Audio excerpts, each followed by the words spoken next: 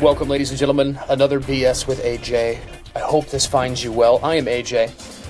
BS with AJ, yes? That sounds like you're talking about the bovine excrement. Kind of. Because isn't that what a lot of politics is, right? A bunch of BS? I agree. But the idea here is that we sift through it. We get past it.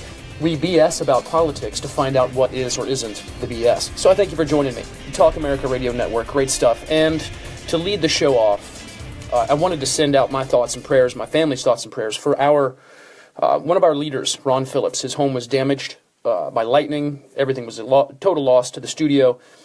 Just devastating for him and his family to face. And we're thinking about him. I'm up here in the Great White North, and I can't imagine going through that. And that's what happens when people that we know, our friends, our acquaintances, experience this kind of challenge, this kind of setback. It forces us to think, what would we do? How would we react if we were in that situation? And I can't imagine. So that's why we're saying prayers for the Phillips family, and we're sending the positive energy, and hopefully the process of rebuilding and getting themselves back to that, what we call normal life, that every day that they were used to. I hope it happens quickly. I can't imagine, especially this time of year. I'm thankful. I believe that he lives in a southern part of the country here, and he doesn't have to deal with the low temperatures we are up here. Maybe that makes it easier. I can't imagine that it does, but in my own situation, we're thankful that he's okay, his family's okay. Nothing but material things were damaged, and that's what you hope for in that kind of situation. The BS of politics, ain't that right? The BS of politics. How much BS have we been expected by the media, expected by the Democrats, expected by the left to swallow? We're supposed to eat great big feces sandwiches of BS from Hillary Clinton, Bill Clinton, Loretta Lynch, Eric Holder, Obama, Pelosi, Schiff, Schumer, Reid. What we know now is that is exactly what has happened. We have been fed a great big BS sandwich since 2008. And don't get me wrong, they were feeding us BS before, but they didn't have that 8 years coming to them of a Democratic regime, of a leftist, progressive, America-hating regime running the show, controlling our FBI, controlling our CIA and our NSA.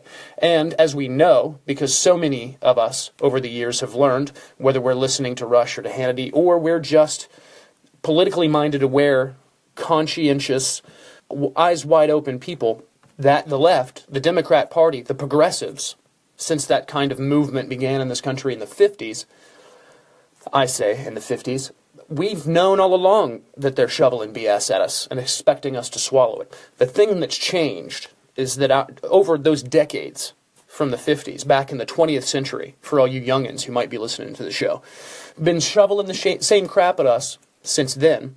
But what's happened is that their ability, the tools, the conduits, the outlets for that BS, technology, television, radio, the internet, magazines, all of it, I can't leave out music and movies.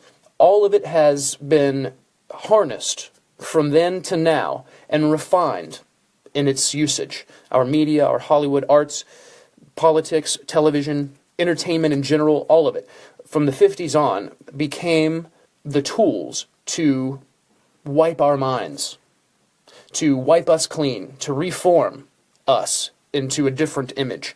The image that we see embodied in Antifa and in Black Lives Matter and in the Democrat Party that can't win seats and in the Democratic candidate for president, Hillary Rodham Clinton. They got good at it, those liberal lefties. They did, of course. We wouldn't be in the situation we're in if they didn't. But technology, the human mind, our awareness, our awakening as a species has, it's trumped the leftist, the Democrat agenda, hasn't it? Free flow of information means just that, the free flow of information. That means that leftists and Democrats can't control the narrative, because they did for a very long time. The CIA the release of the Kennedy assassination documents and I will admit up front, I haven't even scratched the surface. I've heard and listened to other people's commentary and analysis of what they've seen so far, and I've seen just a little bit, some of the documents, and read through them myself, not a ton. But the little bit that has been exposed and that I have learned just confirms what you and I, so many of us, have believed for so long, that liberalism and progressivism, they are sold to us in this package to us in society, have nothing to do with oppression or slavery or freedom or rights or speaking for the unrepresented or representing the victims or the downtrodden or the oppressed or the enslaved or the hated, the bigoted against. All of that's been sold to us for decades since the last century. It's all BS. They have no desire. We've talked about it, all of us. All of us that have been woke, that aren't, and this might get me in a little trouble, but all of us that have been woke, that aren't evangelical Christians, and I'll get to that hopefully later. We've been saying it for a long time. We've been telling you.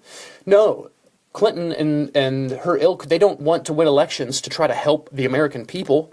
They have no concern for the American people. If they did, the policies that have been implemented over decades and halves or whole centuries in our liberal democratic cities would have worked. That's the whole thing. If they were so much better at taking care of people and their needs and protecting them from the dangers of society and of life and of the world, then they would have succeeded. We'd be done with all of these issues, right? It's what we've been telling everybody. No, Democrats don't want to help us. They don't want to help you or me or the African American community. They don't want to help the Latino community. They don't want to help anybody but themselves.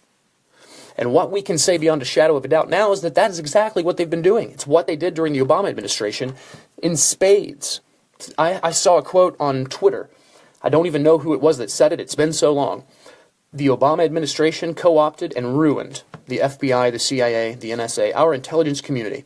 I spoke it differently weeks ago on the show by saying the Obama administration, the leftists, the progressives, Democrats, Sadists, they seized control of and used our intelligence community and those arms of government with the badges and gavels and guns as well as they could. They've used them to their benefit.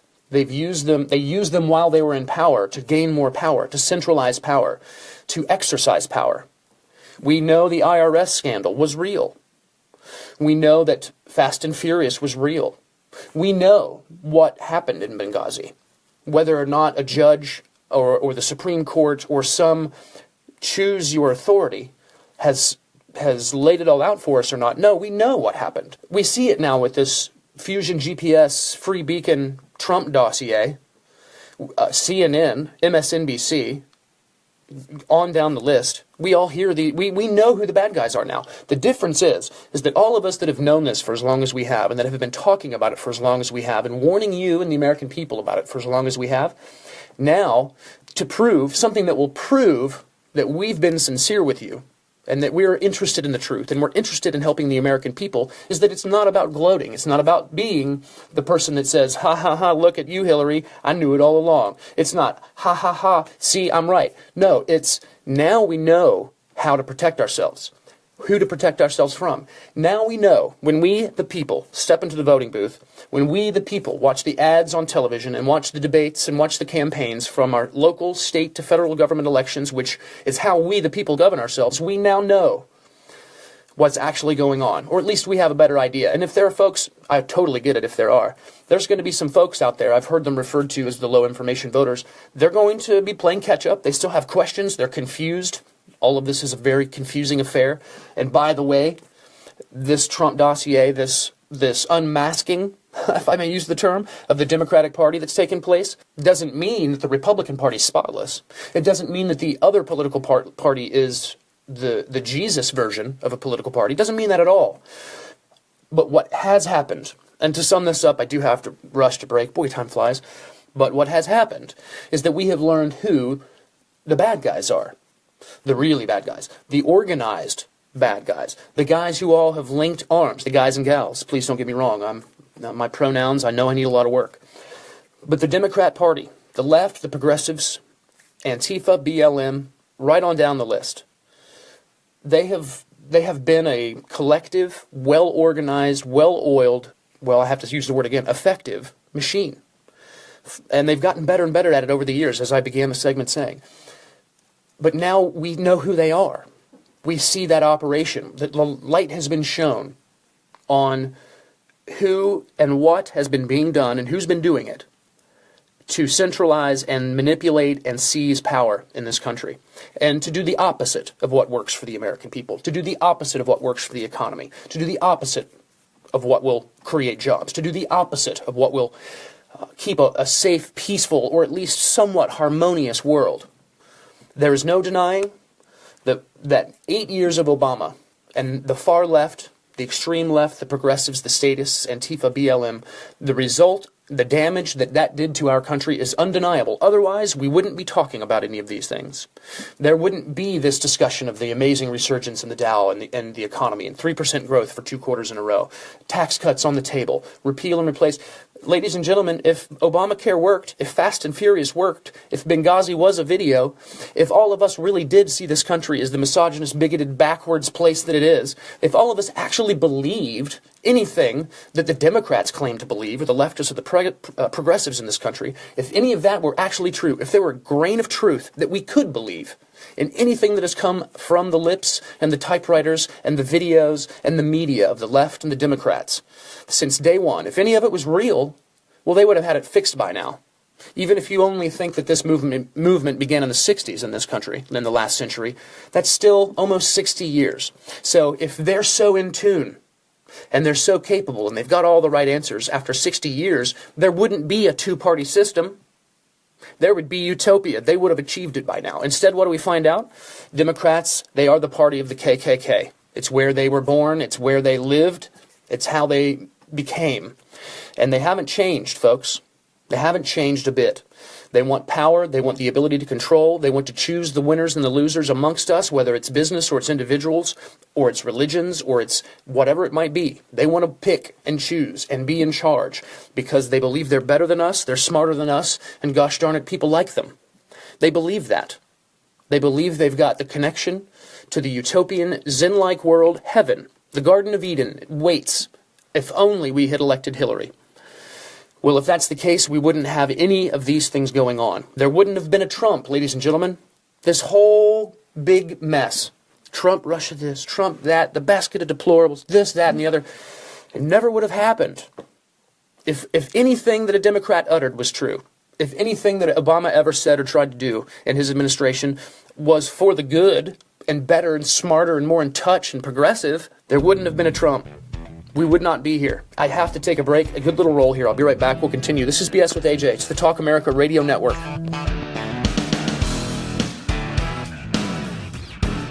Do you use the expensive blue or yellow pills to charge your sex life? Are you thinking about it? What if we can promise you the same results for less than $3 a pill? If you're paying $20 a pill for the other pills, you're getting taken to the cleaners. Our pills deliver the exact same results for less than $3. You'll save more than $16 a pill for the same results. And right now, radio callers will get 44 blue or yellow pills for $120 with free discreet shipping. You can save more than $700 off pharmacy prices. Charge your sex life now and save a ton of money. Call now and get your 44 pills and save over $700 and qualify for free shipping. Stop overpaying and call right now. 800-296-1289. 800-296-1289. 800-296-1289. That's 800-296-1289.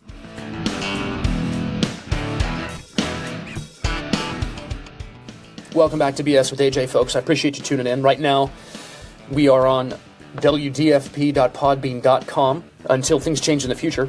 But it's the Talk America Radio Network. I am AJ, trying to recapture where I came from before, which was, if progressive ideas worked, liberal ideas worked, if Obama was, the President Jesus, if Democrat ideology, leftist ideology worked, if there was a grain of truth in it, if any of them actually cared or were ever working for the good of the people, then after 60 years of their movement and their surge in this country, rather than being so divided and chaotic, we would be living in utopia, right? I mean, because they've got it all figured out. They did such a good job in Chicago and in Baltimore and St. Louis. They've done such a great job in California. I mean, everything is so awesome. I mean, the more power the Democrats have had in these different areas, states and cities and regions and provinces, whatever, counties, all of the above, the more time they've had to implement their policies and build upon them and throw more money at the issues, Well, my goodness, they've done such a phenomenal job. Why would any of us question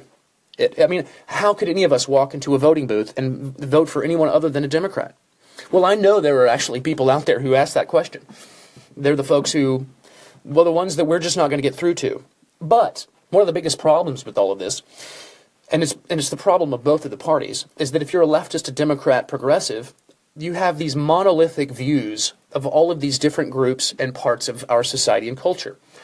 They don't actually know anything about it all except for what they've been taught in a school, and so they've been taught how to break everything down into groups and subgroups and headings and statistics and all of the other gobbledygook language that they're taught that makes all of those discoveries and classifications and judgments sound so intelligent and so well thought out. Oh, you're a genius, Professor so-and-so. You're right, it is white privilege. It makes so much sense now. So, you and I, regardless of who or what we are, and by who or what I mean us as an individual, and what we are as in our dreams, our pasts, our resumes, our efforts, our goals, our desires, they see identity. Oh, well, you're a white middle-aged male and you're married and you have a child.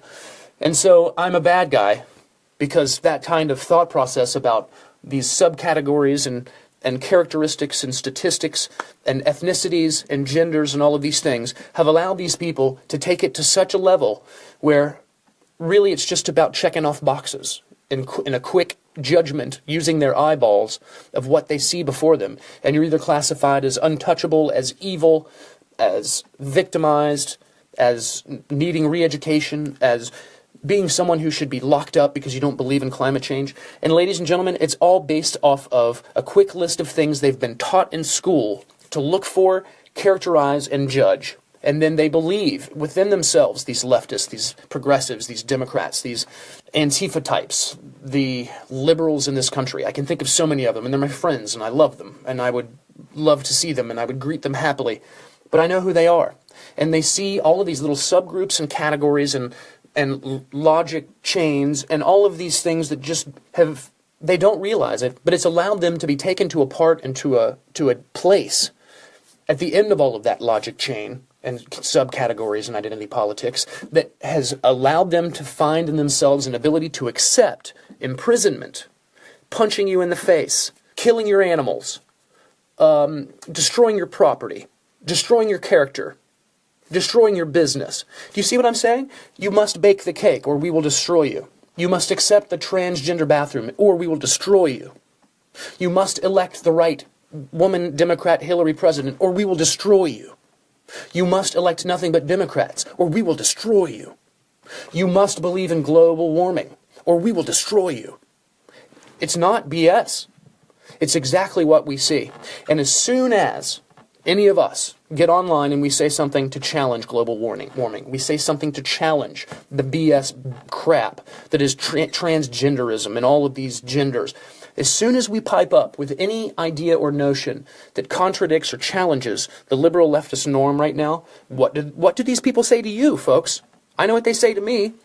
It becomes absolutely nothing about the argument, nothing about transgenderism or abortion or climate change. It becomes all about me and attacking my character. And I know it happens to you exactly the same way. It becomes about how meaningless, valueless, and undesirable we are because we don't think the way that they do, and we're not willing to give up our freedom to help them prove themselves right. And simple disagreement, the simplest disagreement with a liberal, leftist, progressive, they inevitably come to the decision and the conclusion that if you disagree with them, then you need to be re-educated, imprisoned. How many of them have tweeted death threats to our president? How many of them tweet or message or email or whatever it is they do, death threats to conservatives, to Republicans? How many of them dress up in silly little costumes and give themselves a silly little symbol and make up a silly little name like Antifa and go out with their silly little weapons thinking that they're going to make a difference? Oh, they'll hurt people. And they have. And they'll continue to do that. But how in the world can any human being accept that an ideology, an agenda, a perspective of this country, any of them, that would allow someone to become such an animal, to become such an embodiment of evil, just out of disagreement? In other words, We have the founding documents which say each of us get to do what we do. We get life, liberty, and the pursuit of happiness. Here's our rights. Here's how we're protected from the government. And then we also have a great, big, huge, massive, overwhelming list of laws, things that we can't do, and if we do, our freedom's taken away, or there'll be some money we're fined, or there's some property seized, those kinds of things. Those are real punishment. That's why our laws' punishments are the removal of our freedom and property and wealth. Well, ladies and gentlemen, the Democrat Party despises property, wealth, and quite frankly, freedom. Freedom of speech, freedom of religion. You can only be Islamic or atheist. That's not freedom of religion.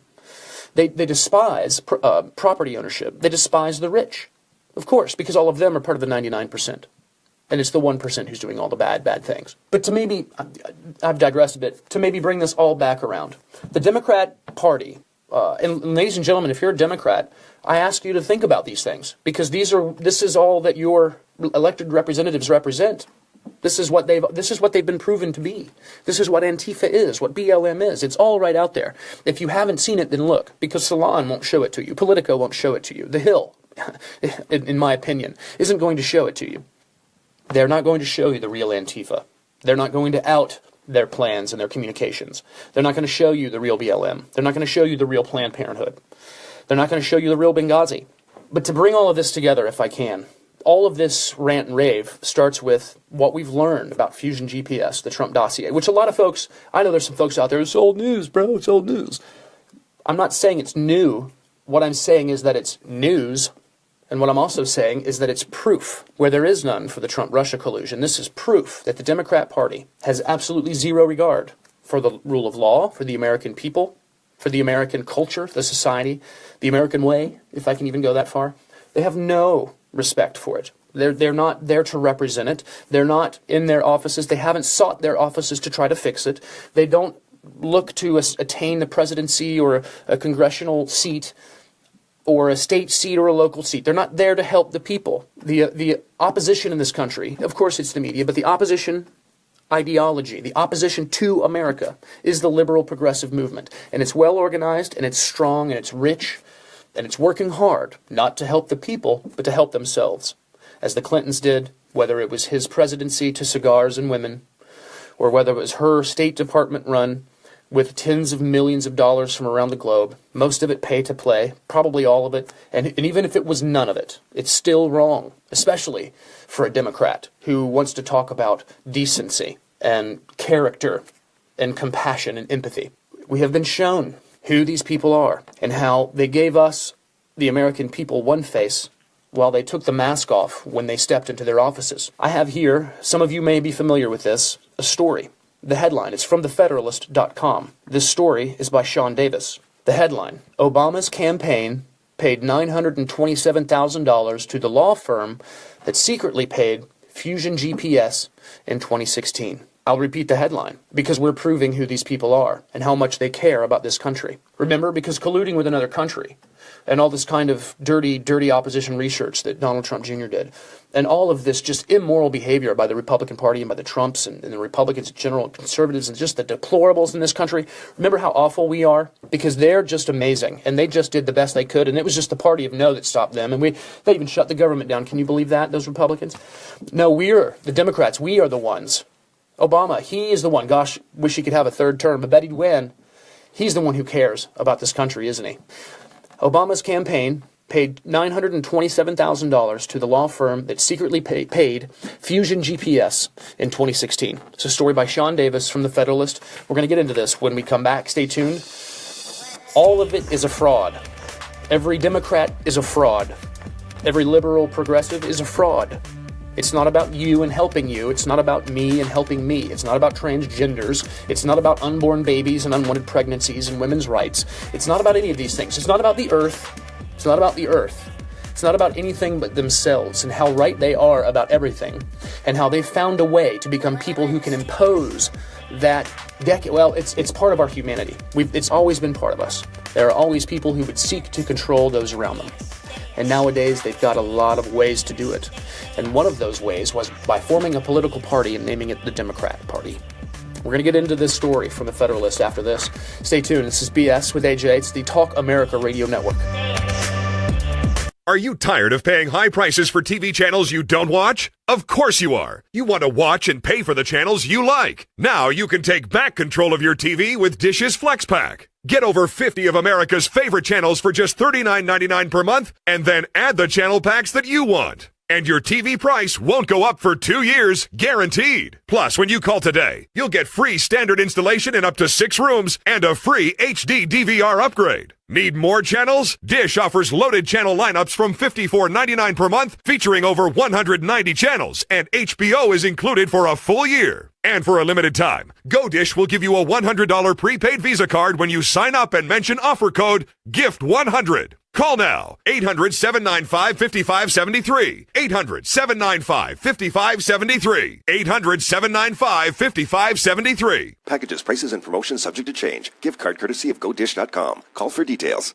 The following message is brought to you by Health Markets, your first choice when you need health insurance for your small business. Do you offer health insurance to your employees? Call us now and see if you can save money. Do you want to offer vision and dental to your employees? Call us. Do you think you're paying too much for your current health insurance? Call us. Do you want somebody else to do all the legwork and search thousands of health plans from over 180 health insurance companies nationwide? Call us. We're Health Markets, and thanks to a little-known solution, we could help your business save thousands of dollars on health insurance costs and save your employees money too. Our service is free. Don't miss the great savings. Call now. 800-472-5145. 800-472-5145. 800-472-5145. That's 800-472-5145. Health Markets Insurance Agency is DBA of InSphere Insurance Solutions, Inc., licensed in all states. Product availability varies.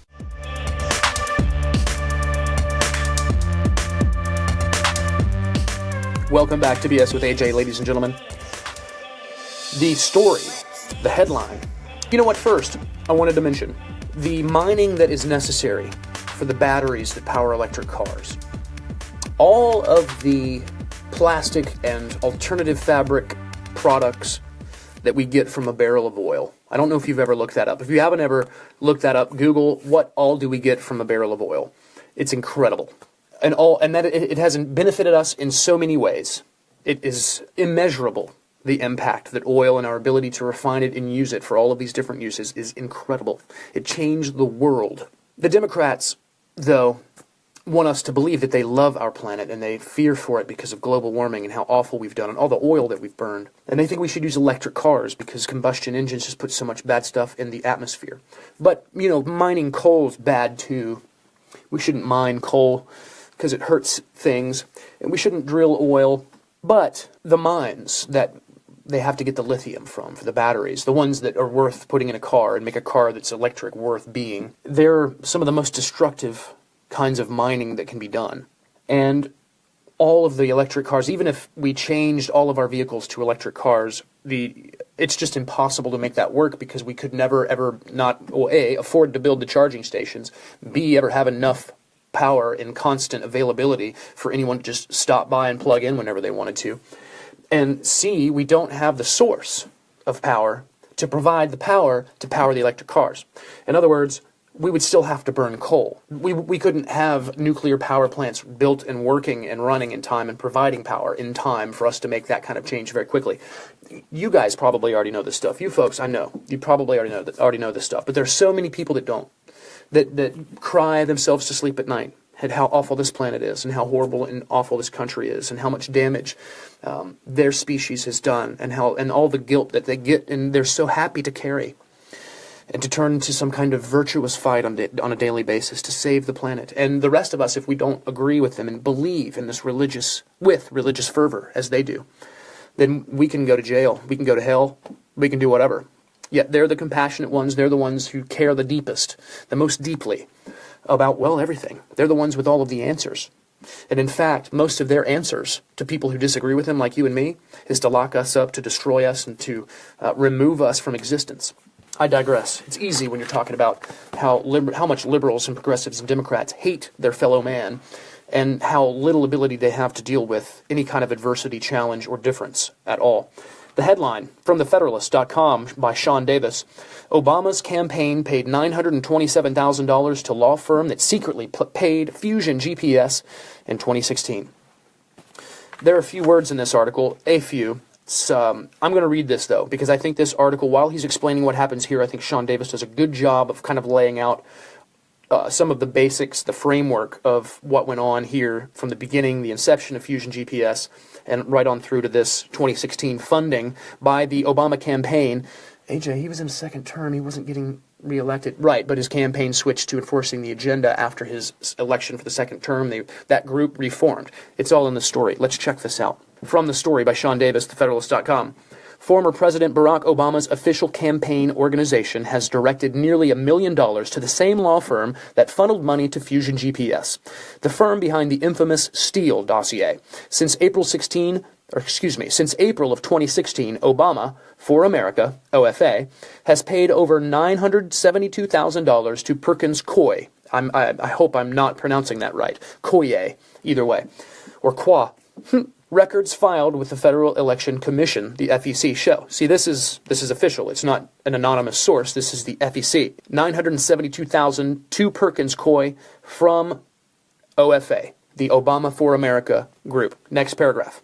The Washington Post reported last week that Perkins Coie, an international law firm, was directed by both the Democratic National Committee and Hillary Clinton's campaign to retain Fusion GPS in April of 2016 to dig up dirt on then-candidate Donald Trump. Fusion GPS then hired Christopher Steele, a former British spy, to compile a dossier of allegations that Trump and his campaign actively colluded with the Russian government during the 2016 election. Though many of the claims in the dossier have been directly refuted, none of the dossier's allegations of collusion have been independently verified. Lawyers for Steele admitted in court filings last April that his work was not verified and was never meant to be made public. OFA, that's Obama for America, Obama's official campaign arm in 2016, paid nearly $800,000 to Perkins Coie in 2016 alone. According to FEC records, the first 2016 payments to Perkins Coie, classified only as legal services, were made April 25th and 26th in 2016 and totaled $98,047. A second batch of payments, also classified as legal services, were dispersed to the law firm on September 29th, 2016 and totaled exactly $700,000. Payments from Obama for America to Perkins Coie in 2017 totaled $174,725 through August 22nd. Of this year. FEC records as well as federal court records show that Mark Elias, the Perkins Coie lawyer whom the Washington Post reported was responsible for the payments to Fusion GPS on behalf of Clinton's campaign and the DNC, also previously served as a counsel for OFA, Obama for America.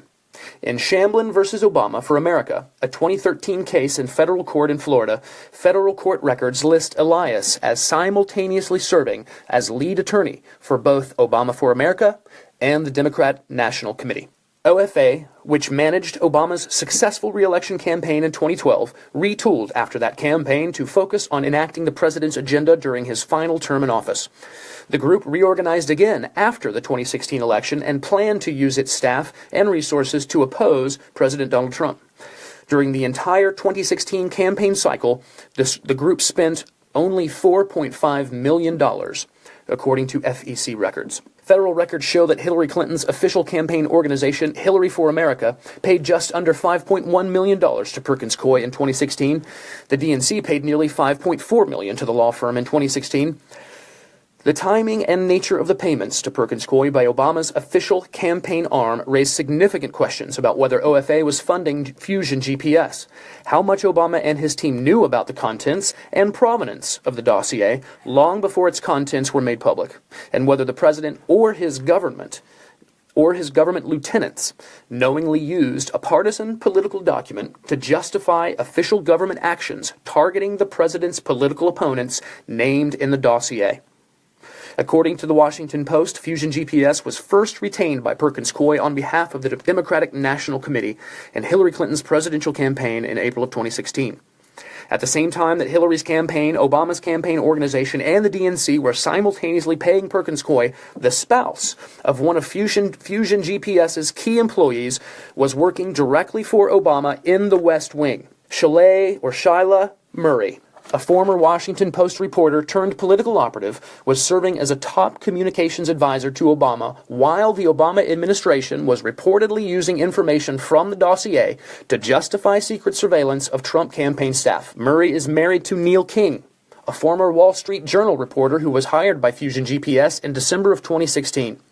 While at the Wall Street Journal, King worked alongside Fusion GPS's core team, even sharing bylines with Glenn Simpson, the Fusion GPS executive who personally hired Steele to probe Trump's alleged Russia connections. The importance of the dossier funded by Democrats, commissioned by Fusion GPS, and compiled by Steele is difficult to overstate, given that its contents were reportedly briefed to both President Obama and then President-elect Trump. The dossier was eventually published in full by BuzzFeed on January 10th. On January 12th, according to CNN, then FBI Director James Comey had briefed Trump on all the allegations. In Steele's dossier, Steele admitted in court filings that he had shopped much of the information in his dossier to numerous media outlets beginning in September of 2016. Fusion GPS, which has been accused of illegally operating as an undisclosed agent of foreign governments, is currently facing multiple congressional inquiries into its activities and its clients. Bill Browder, whose attorney was allegedly murdered by Russian authorities after publicizing explosive allegations of Russian fraud and money laundering, alleged in congressional testimony last July that Fusion GPS was paid by Russians to undermine U.S. sanctions against the country. Late last week, Fusion GPS reportedly struck a deal with U.S. House investigators regarding a federal subpoena of the firm's bank records. And in September, Senator Chuck Grassley, Republican from Iowa, who serves as chairman of the Senate Judiciary Committee, reportedly requested that the U.S. Treasury Department's Financial Crimes Unit provide his committee with all suspicious activity reports related to Fusion GPS's bank transactions. Following reports of Perkins Coie's role in funneling money to Fusion GPS, the Campaign Legal Center, a nonpartisan campaign finance watchdog, filed a complaint with the FEC alleging that the secret funding schemes violated federal campaign disclosure laws. Fusion GPS is also facing a separate defamation suit in federal court related to claims in the dossier. That case, which was brought by 3 Russian businessmen who claimed to have been libeled in the Steele dossier, was filed in federal court in Washington, D.C. in early October. Fusion GPS is yet to respond to those allegations in court. And by the way, that's the conclusion of the article. Sean Davis is the co-founder of The Federalist. You can find that story on the Federalist.com. Obama's campaign paid $927,000 to the law firm that secretly paid Fusion GPS in 2016. They spent some money, spent over $170,000 to them in 2017 as well. And there are too many other connections, as this story lists. It's just absolutely shocking, ladies and gentlemen. Shocking because of the level that it stoops to. Shocking because of how it just destroys the character of these Democrats. And I know that there are people who are just not going to care. They just don't care. They hate Trump so much that it just isn't ever going to get through to them. They're not concerned with how good the economy gets. They don't care how many Americans have jobs. They don't care how much better off our middle class could and will be for tax cuts. They don't care what improvements and progression there could be to our medical field, our health care, our health insurance as a result of repealing and replacing Obamacare. They're not concerned with the collateral damage of transgender bathrooms, the collateral damage of radical Islamic terrorism, the collateral damage of my body, my rights. They're just not concerned. They're never going to care. They're going to hate Trump so much. None of those things that are actually going on, none of the things that actually have an impact on our lives as a society and as individuals, the folks who hate Trump, they're not ever going to be able to appreciate. They're not going to preserve. They're not going to acknowledge. If there's a D beside your name and you're running for office, you better reconsider. And you better think hard about who it is that you've shouldered up next to. I think you've got a long uphill battle in front of you because those around you have really, really set a bad example. So if you're a young Democrat and you want to find some way to be relevant in your community in a way that isn't Antifa-like or BLM-like or anti-American, if you want to be a neighbor and you want to be compassionate and empathetic, you better start thinking twice about the Democrats, the liberals, and the lefties. And start thinking maybe, just start thinking about being a human being. We'll be right back. It's the Talk America Radio Network. This is BS with AJ. If Ernest Hemingway was alive today, would he say this to you? Shakespeare, Mark Twain, Edgar Allan Poe, all great writers. And after reading your book, I simply must add you to the list. Wait, you don't have a book yet. So make a free call to Page Publishing. Their expert staff can help you turn your book idea into a real book, a masterpiece that could someday make the bestseller list in hard copy and digitally all across the world. Page Publishing can help you completely take your idea for a book, write it, and publish it. So if you want to join the ranks of some of the most famous authors in the world, call now for a free information kit. Turn your book idea into publishing gold. Make a free call right now to Page Publishing. 800-378-2714. 800-378-2714. 800-378-2714. That's 800-378-2714. Boy, man, I had a rough night's sleep. Boy, whew, I got a letter from the IRS yesterday and I just couldn't sleep. Man, I'm dying here. Somebody help me. IRS problems affect more than just your finances. If you're ready to take back control of your life and you owe more than $10,000, you need to call the tax doctor. Their expert staff can immediately protect you from the IRS and state collectors and get you the best possible tax settlement guaranteed. The IRS has recently released new programs geared in helping struggling taxpayers, where you may qualify to settle your tax debt and wipe out up to 85% or more of what you currently owe. If you owe $10,000 or more in back taxes, call the tax doctor right now. See if you qualify to pay less. 800-215-1727. 800-215-1727. 800-215-1727. 800-215-1727.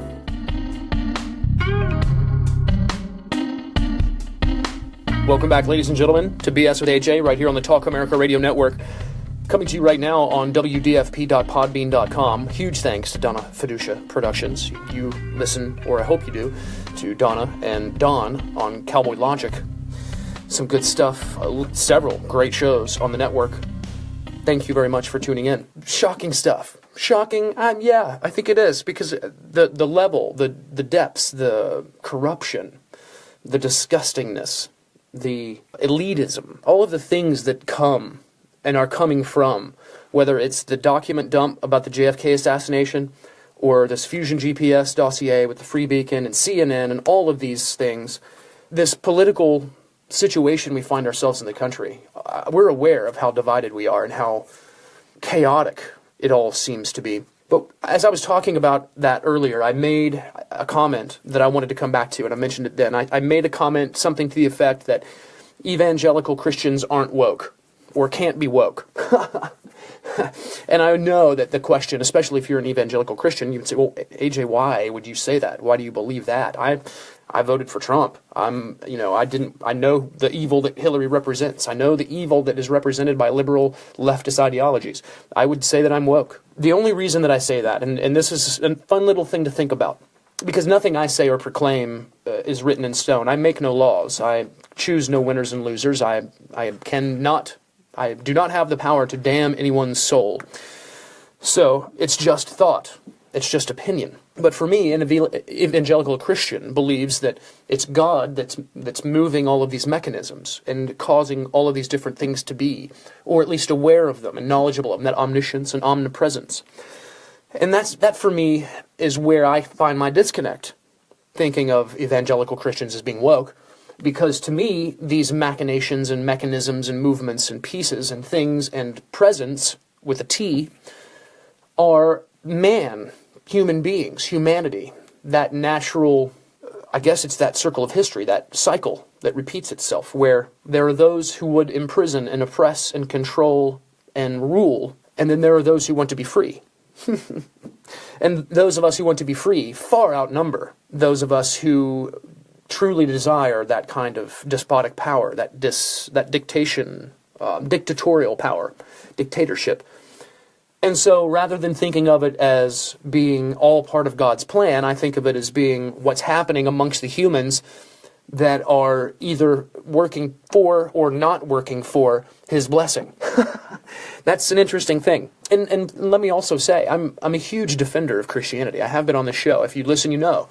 I have a deep respect for what the Judeo-Christian basis of values and principles and ideas, what it's done. It's created this world that we all live in and benefit from, this amazing level of luxury that we all live in this part of civilization on this planet. It's all a result of that love thy neighbor, turn the other cheek, the golden rule, the 10 commandments.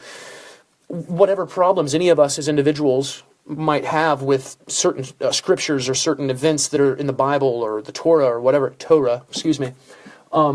those core principles, that idea, those virtues, cannot be debunked. They cannot be proven false. You can't take away their value. It's just there. It's truth. It's the embodiment and the manifestation of being neighbors, being citizens, being patriots, living in a free society, the exchange of ideas, the exchange of services and goods for payment. All of these things are only possible in a world that is based on that Judeo-Christian system of beliefs and practices. Not the reading of the Bible daily, but the understanding of the benefit to the individual of loving thy neighbor, turning the other cheek, the golden rule, the 10 commandments, understanding how that ends up giving you everything you need to preserve yourself, your self-respect, your individuality, your soul. It's a spiritual discussion. It's a spiritual aspect of life. And I find when I'm looking at politics and the deeds of the Democrats, the deeds of the left and the progressives and the statists and the communists, the way that the liberals in this country behave, the souls that they seem to have repressed, and the human instinct that they seem to have fed and empowered within themselves and within the movement and the wing. It seems to me to be the story of that battle between good and evil, or God and Satan, or however you would like to phrase it. It's the light and the dark. The light is that practice and activity and behavior of finding a way through great cost to yourself to get along, to behave, to be neighborly, to have self-respect and to respect, to obey laws that protect yourself as well as others rather than to break them, to enrich yourself or to empower yourself. It's a fun, I enjoy thinking about it. I enjoy the idea because for such a long time I was an atheist. I just didn't believe in God and all of that. I thought, well, I threw the baby out with the bathwater, I guess is the best way to put it. I found that I couldn't, after a period of time, that I needed to do unto others as I wanted them to do to me. I needed to observe and honor the 10 Commandments, and I needed to turn my cheek, and I needed to love my neighbor somehow or other. And not literally, but in all of those situations where it's about preserving peace and harmony and getting along and finding, because peace and harmony help us find a kind of balance, an existence that avoids those peaks and valleys, and that maybe is a shorter wave. Because I recognize there are a lot of folks who say, well, AJ, life's the story of those peaks and valleys, the good times and the bad times. Yes, but I guess what I'm discussing is the dips and the doozies and the going deep and the depressions in the wave. And I think that those are the dangerous parts. But there is danger in the peaks as well and in the heights. And that's where we talk about absolute power corrupting absolutely, and money changing people, and politicians and CEOs taking advantage of their money and their position, whether it's through misogynistic acts or aggression or the things that we would, when you hear the name George Soros, you probably think of things. That's the dangers of the peaks in our wave.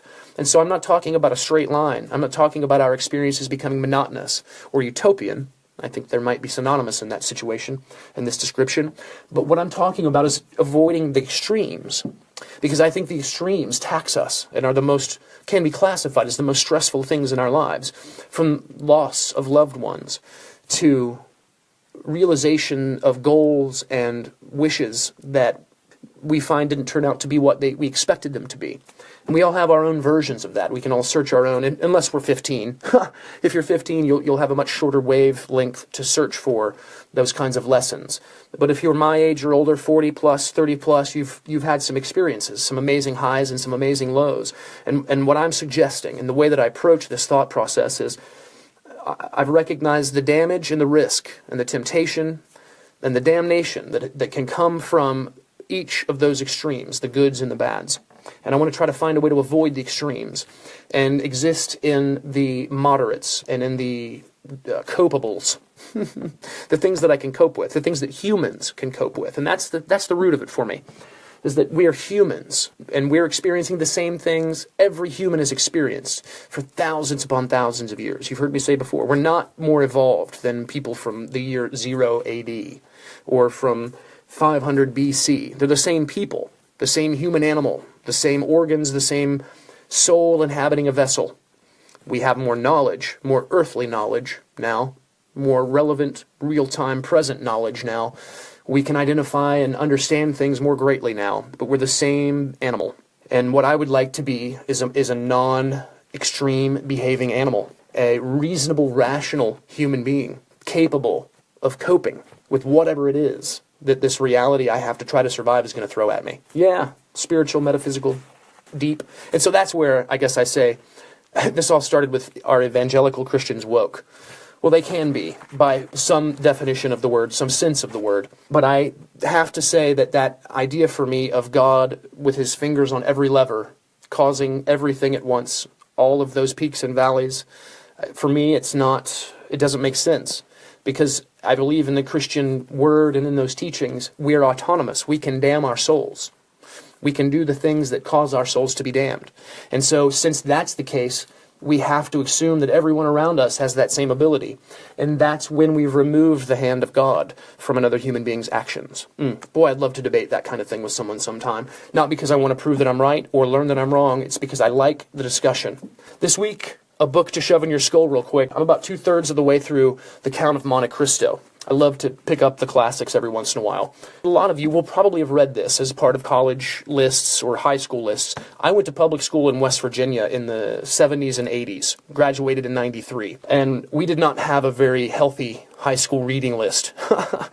And I also avoided English class as much as I could. Even though I loved to read, I just had no patience for trying to break down sentences and define them and please some state-directed notion of what would teach me to be a better student of English. I wanted to read books and imbibe them and take them within me, not be able to break down a sentence in 5 seconds. Many of you are familiar with the title, whether you've read the book or not, The Count of Monte Cristo. Dozens upon dozens of productions have been made in film and theater, and it began itself as a serial, or as either a daily or weekly, a chapter basically, in a newspaper on a daily basis. And so the readers of that newspaper would read this story and continue this story day to day, and spawned, well, there are tons of them, and are probably the basis for a lot of the entertainment and the plots and the movies and the stories that we get in our modern times, especially in these modern times when they're not doing anything original anymore.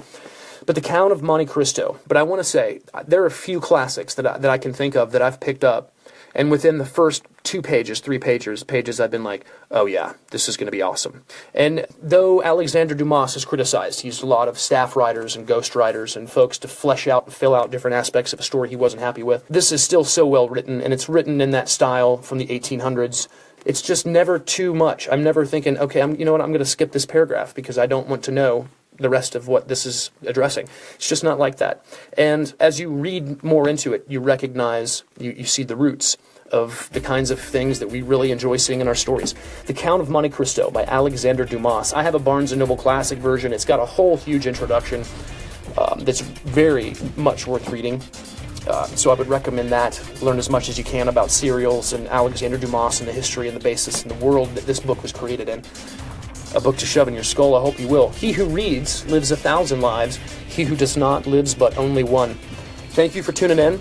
I hope I've piqued your interest and caused your brain to want to work. That is what I enjoy in my spare time, is working my brain. I hope you do too. Tune in again next week. We'll be back with more. Until then, be safe and bye, Earth.